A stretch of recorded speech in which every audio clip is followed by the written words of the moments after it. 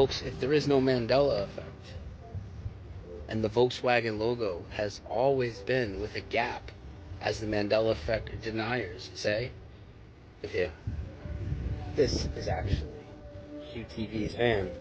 Hugh, say hello. From the shifty Mandela van. As you can see right here, original Volkswagen hubcap on a 1974 Volkswagen bus that has not reality shifted. No brake. If there's always been a brake, and there's no Mandela effect, and we're all just crazy, what do we have here? I've also shown a guy at the beach, at Huntington Beach again, talking to people in the street. He had a shop there, like a flea market type thing, a farmer's market type thing, where he was doing artwork. In his artwork, he was making these sculptures of like these Volkswagen logos, made by hand and painted by hand. And of course, he painted them with no brake. So that's how he remembered them. Look at this. Another original hubcap. This is the Beach, the Huntington Beach, in case you're wondering. And on the back here, another hubcap that shouldn't exist. What will the Mandela effect deniers say? Unchanged originals. And then the best part of the story is QTV at one point was driving. Hubcap falls off. And then I gotta go back to the mechanic to get a new one, right? And then he replaces it with a new hubcap. That is the Ford hubcap. When he had it replaced, and of course, wouldn't you know, there it is with the ugly brake. New reality. So you have two different realities of hubcaps on this car. Three, actually the original.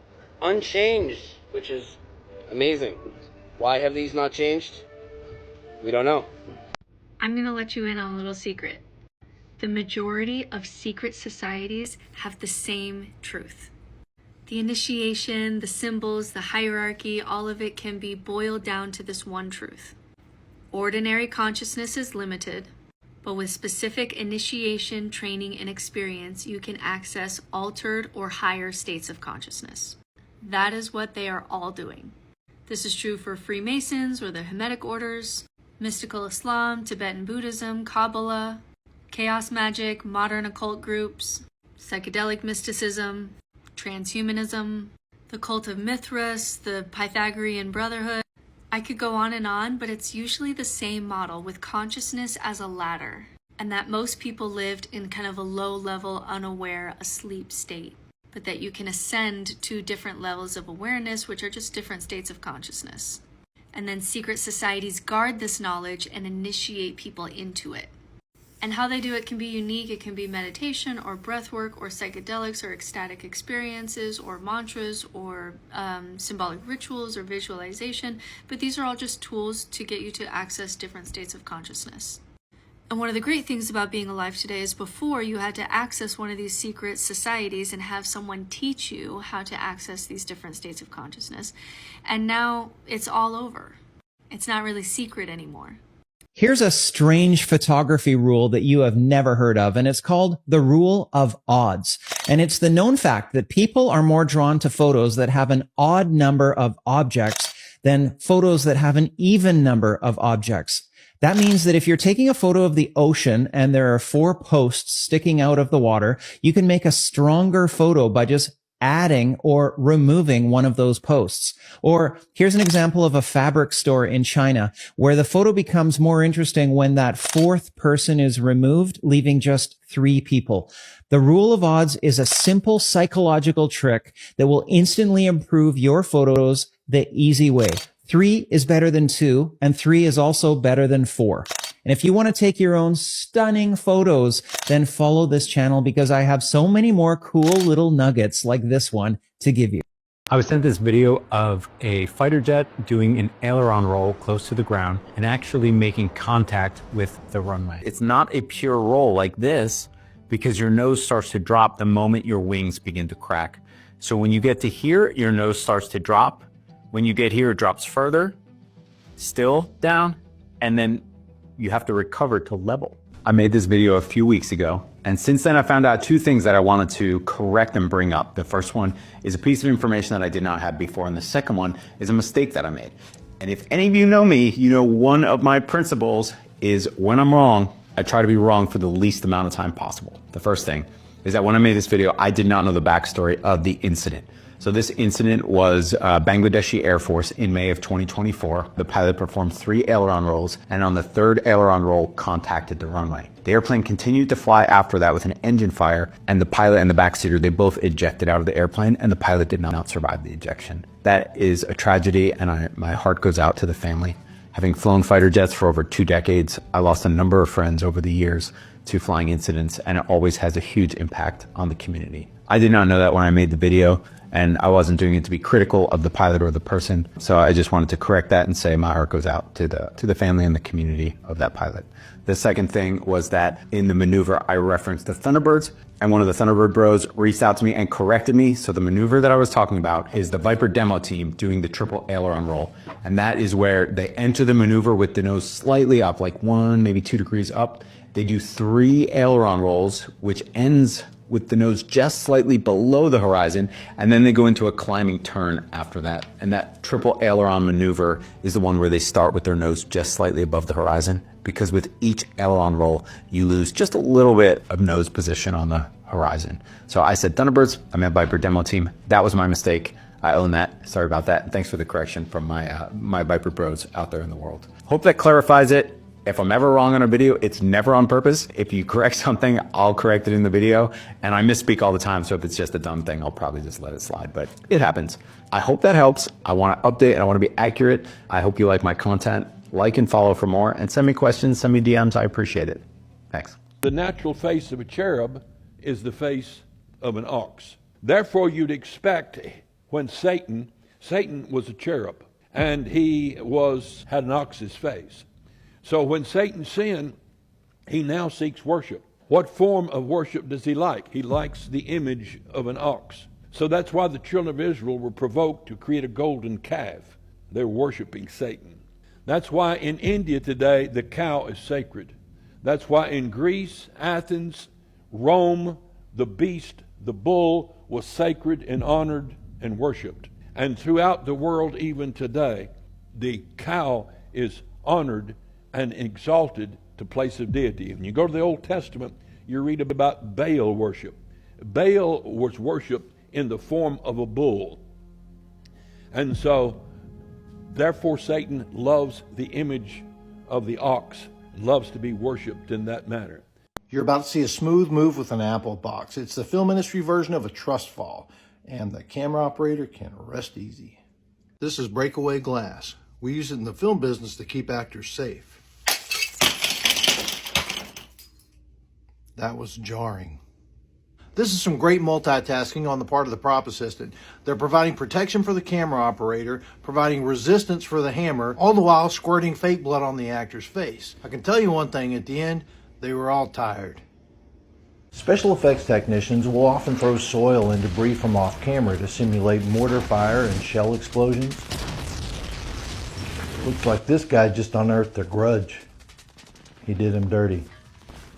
This shot of a man in what appears to be a moving train car isn't nearly as impressive as what it took to make it. I know I'm just a prop master, but I can appreciate a good poor man's process shot. These grips leveraged all their skill to make the train bounce up and down to make it look like it was moving. At the same time, the grips with the award-winning window choreography are right on track. How long did these guys have to train?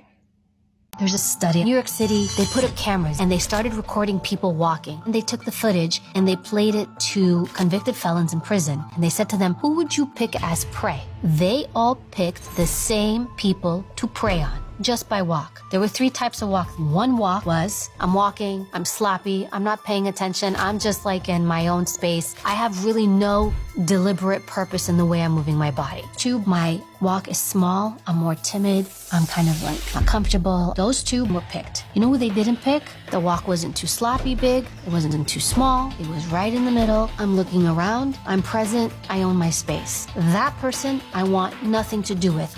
Those group of people were not picked to be targets. So last week I put this Texas-shaped kitchen sink in my video series, Why Did You Do That? Some of you may have already seen it. If this is your first time seeing it, hello. Welcome to chaos. Then somebody messaged me, well, a couple people messaged me with their sinks because they were like, oh, this is not even that bad. And I was like, how could it get worse? Well,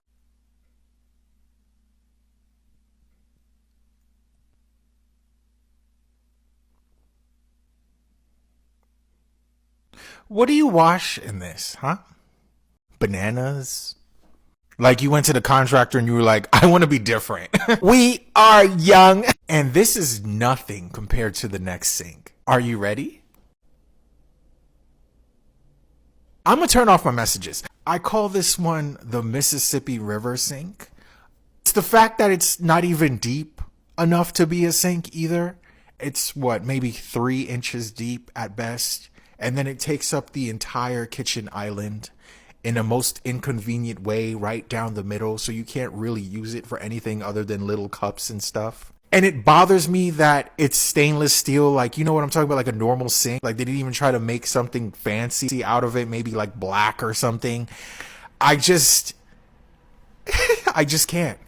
I just can't. What if something actually happened in 2012 and you just don't know about it? So I've recently been doing some traveling and I've gotten in touch with some individuals, specifically scientists. 2 specific scientists, I'm not going to list their names out to the public. They have requested that their names not be revealed. But they used to work for CERN, okay? And this is where things get really interesting. They used to work at a place called Fermilab back in 2012. They were specifically part of the series of Minos experiments, okay? And they were actually part of the last Minos experiment that took place in 2016. Now, they were actually there when the LHC announced the first discovery of a Higgs-like particle back in 2012. Now, this is where things get interesting because they stated that they worked with somebody named Eliezer Rabinovici. Now, have you ever wondered to yourself, who owns CERN, right? Who runs CERN? Who's the CEO, etc., etc.? Well, here's the interesting thing, right? The CERN Council is actually the highest decision-making body for CERN. They're responsible for the administration's scientific, technical, and administrative matters. So they're actually making the decisions for CERN, okay? And here's a really interesting part about this, is because Rabinovici himself was actually president of the CERN Council from 2022 up until now, where they chose a new president.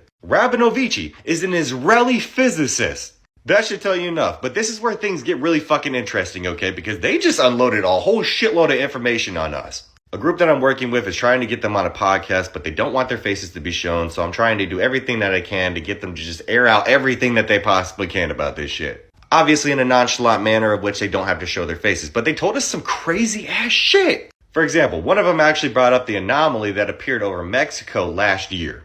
I'm sure you remember seeing it. If you didn't, you can go look up what it looks like. All you have to do is look up Mexico anomaly. You'll see it right there. Now look at where it appeared in Mexico, near Jalisco, Mexico, right? Well, the Minos experiment was shut down, dismantled, and removed. And then it was moved to Jalisco, Mexico.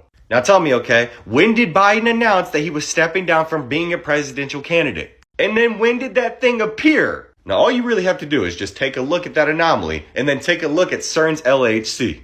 I mean, but here's the interesting thing, right? Because back in 2012, they said while they were actually conducting the Minos experiment, that it appeared in 2012 as well. And I'm sure you're familiar with the rumors of the Mayan calendar back in 2012. Let's just say that they confirmed something that I've been wondering about for many, many years now, okay? And I'm not even entirely sure that I can say it on TikTok, but let's just say it has to do with timelines. Some crazy shit. So you can obviously understand why I'm trying to expose this out to the public and why I'm trying to get them to do it themselves. This would be huge. This would confirm so much fucking shit that people need to know about. So I'm personally going to do a little bit of digging. I might do a deeper dive on X instead. There's just some shit that you can't unfortunately talk about here on TikTok. But I had to share this with everybody because this is absolutely fucking insane. Telling me that you see God or evidence of God in math. Well, can you explain what you were saying? Or maybe I misread what you were saying. No, you did not. I have been closer and closer to God in the sense that because it takes me a long time, I'm rather rebellious. You know, I have to say, damn it, God, you gotta prove it to me. Show it to me, buddy. Just kidding. Oh, I'm sorry to anybody. No offense. But I really say it in that way. You know, you talk to yourself in a sense. But in many, many moments in history of physics or mathematics, things come out. You see, mathematics, you know, is this very pure word that it seems to have no connection to real world physics. That's right. It's true, it's complex number is one of them, but it appears in quantum mechanics, right? It's so beautiful. But one of the things that sometimes you see in the equation is so amazing. When you formulate, maybe it's not right, maybe it's this and that, maybe, you doubt yourself. But one of the most beautiful equations was the one that derived by Paul Dirac. He's a professor at Cambridge University, but he retired in Florida, by the way. He died in Florida, Tallahassee. It's a refuge for him because he doesn't like to talk. He will sit there for 5 days, he don't talk. One day, all of a sudden, he talked. But anyway, he formulated, he's a beautiful man. Paul Dirac, he formulated this relativistic equation for electrons. People giving me shit, can't walk my pet birds. Dennis. Yeah, baby.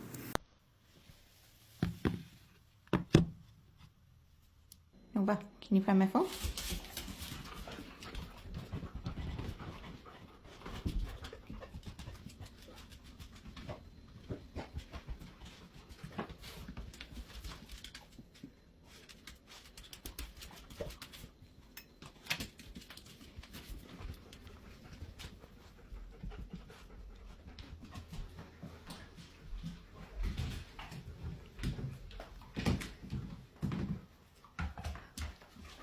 Good job! Wow, this one does this every day when their owner gets home. You see, they want them to go and sunbathe. This is incredible. These animals, my friends, are quite interesting, intelligent, loving, and full of good vibes. You see, this one is good vibes.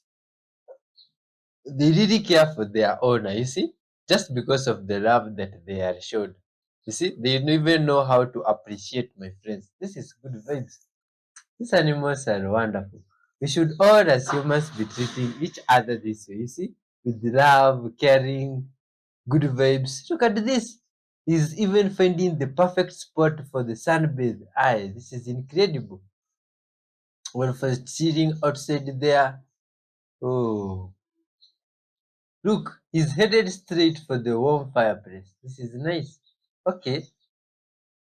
Oh, this is interesting. After they didn't find a place. We have some big news right now. The Trump administration has informed NOAA, the agency responsible for predicting the weather, that 2 buildings that are critical for weather forecasting will have their leases canceled. According to Axios, one of these buildings is literally the nerve center for generating national weather forecasts. And the point of it is to ensure that everything is housed in one building to increase efficiency, but DOGE wants to end that lease, thereby, I guess, reducing efficiency. In addition, the NOAA Center for Weather and Climate Prediction is on the lease cancellation list as well. And according to Axios, who spoke with several NOAA employees, if they're actually successful in shutting these buildings down, it could be a nightmare scenario where Americans either don't get weather predictions and weather forecasts, or the weather forecasts are just plain wrong. Underline your signature every time you sign your name. Well, I don't sign my name like that. Yeah, start doing it right away today. Your new signature is your old signature, but with a single underscore. And when I say underscore, I mean it should go underneath your signature. I'm just going to write I'll my let you name draw it. here. Obviously, the one exception might be legal documents where you have to fit your signature in the box and stuff, and you can't do the signature, Right. the underline. I do it anyway. Yeah. I do it outside the box. So let's say this is my signature. My name is Darren. Look at this. So here's the signature, and it is one single underscore left to right underneath the name without cutting through it. One underscore left to right, not touching it, not cutting through it. So when you underline your writing, write your name, then go back to the beginning, underline your signature, a strong, straight stroke. If you want to go slightly up to build in optimism, you can. Mm-hmm. What does this add? This adds the trait of self-reliance. Self-reliance, listen to this, guys, is the ability to go it alone when you don't get help. Now, do you think that's a powerful trait? It's another leadership trait. It's another trait that adds to the high T-bars because these compound on each other. To the long-standing debate, what's scarier, the bottom of the ocean or space? Here's some fun facts to help you decide. If you think black holes in space are scary, there are black holes in the ocean. Yep, you heard that right. Black holes in the ocean. As if it couldn't get worse. These things are called eddies, and they can be 150 kilometers in width and can last for months or years. Amazing. By the year 2100, our ocean is supposed to grow 2 meters in depth, which is going to swallow a handful of major coastal cities. 1 milliliter of ocean water can contain up to 10 million viruses, and this is a real danger when it comes to climate change. There's a real committee called the International Cruise Victims Association dedicated to finding people who have fallen overboard from cruise ships and just never returned. Also, if you don't know the prevalence of this, look it up. Basically, any time someone falls overboard off of a cruise or a major ship like this, there's no finding them. They'll look for them for a couple of hours just to say that they did, but there's typically no finding them. The ocean contains about 3 million shipwrecks and about 90,000 plane wrecks, not to mention the thousands, potentially millions of corpses that are just in the ocean. The Gulf of Mexico has a type of flesh-eating bacteria in its waters, and for the most part this is not life-threatening, but it's still flesh-eating bacteria. After sitting in salt water for about 3 days, anyone who has fallen off ship and clinging to pieces of wreckage to survive, their skin starts to dissolve. Amazing. Typically clinging to whatever they're holding on to. Just the Pacific Ocean, all by itself, is already larger than all of Earth's landmass combined. And we know that we've only discovered between like 5, 10, 20% of the ocean. Even if it's 20%, that's still 80% that we don't know about. And most of that is complete and total darkness and pressure that would kill humans. And most of our technology currently, so we have no idea what's under there. The last thing about the ocean that I'm sure there's a good explanation for this, but I just won't ever understand, is internet cables in the ocean. Look them up. How are they there? How does that work? How do sharks not just eat them all the time? I truly have no idea how the internet works.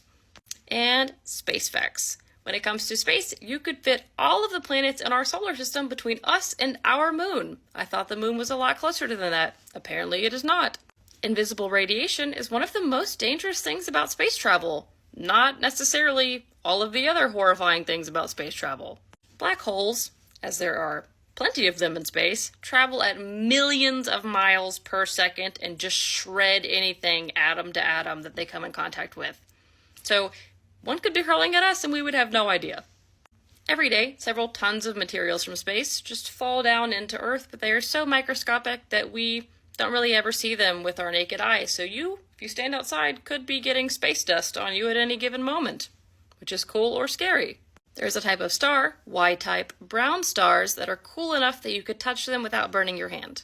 There are 1.6 quadrillion tons of gold in the Earth's core. Think about that. That is so much. And precious metals, like gold, are forged when planets and stars collide, and that dust just scatters across the universe. Diamonds are found all over our solar system, not just Earth. Certain types of supernova stars can die and come back to life. Jupiter's gravity has been protecting us from asteroids and meteors for many, many, many years. Everyone say thank you, Jupiter. The stress from being in space, even if you are technically safe, can change your DNA. We found this out when an astronaut who went to space had a genetic difference when he came back from his twin brother who was also an astronaut. And one of the first things that would kill you in space, other than the lack of oxygen, is that all of the water in your body would boil until eventually you popped. So that's wonderful. And it would take about 2 minutes for you to die if you didn't have a spacesuit on. I don't want to go to either. But you let me know in the comments what you think is scarier, space or the ocean. I'm kind of leaning towards the ocean, but space could have so many of those, so I truly don't know. This is what your baby sees at 3 days old, and by a year they can see pretty normally. But it's really important to bear in mind when they're this little, and even here at 3 months, until about 6 months when things become a little bit clearer, that actually they are really piecing together stuff based on contrasting colours. So we usually would put black and white patterns in front of a newborn baby, and this helps with their eye development and development of their vision. And that's why often you'll see baby toys either completely in black and white or that have black and white elements. It's for that contrast, but you can create contrast for your baby to look at as well. So our eyes, when they're really wide, provide a great contrast. and our mouths too. So making the faces like ooh, gives a great amount of contrast for your baby to start to try and really focus on. And also making sure to keep your baby's face close to yours, because the further away something is, the less likely they're going to be able to see it, which is why when we're feeding baby, it's a really great time to be practicing all of these facial recognition games. It says on Wikipedia that you own one of the O's in the famous Hollywood sign. Yes. You own it. I own it. And the reason was because it was the 75th anniversary of Hollywood. Okay. The Hollywood sign was up there falling off the hill. Sure. We went to the Chamber of Commerce and said, how much is each letter? Each letter was $27,000 to fix it. Okay.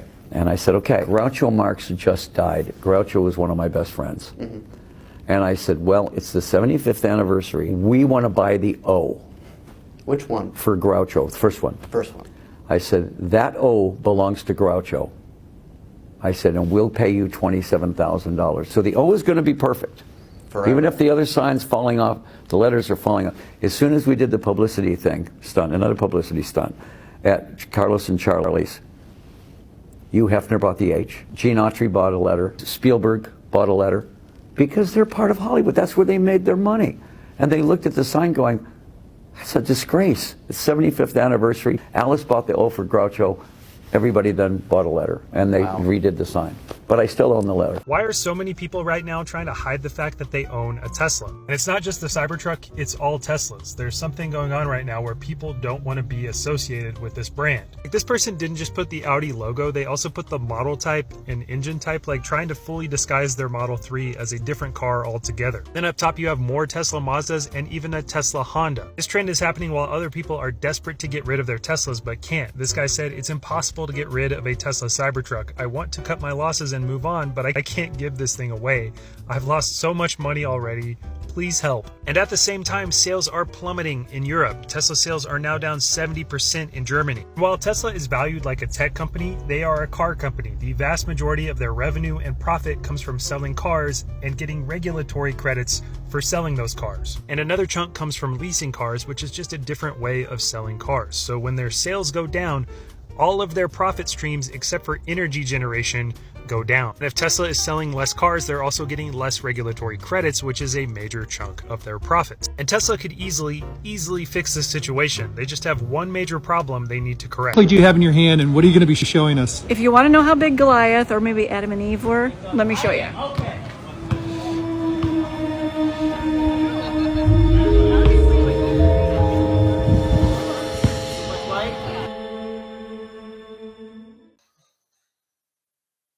Oh my God, that is strange, my friends. You see, imagining Adam was that tall.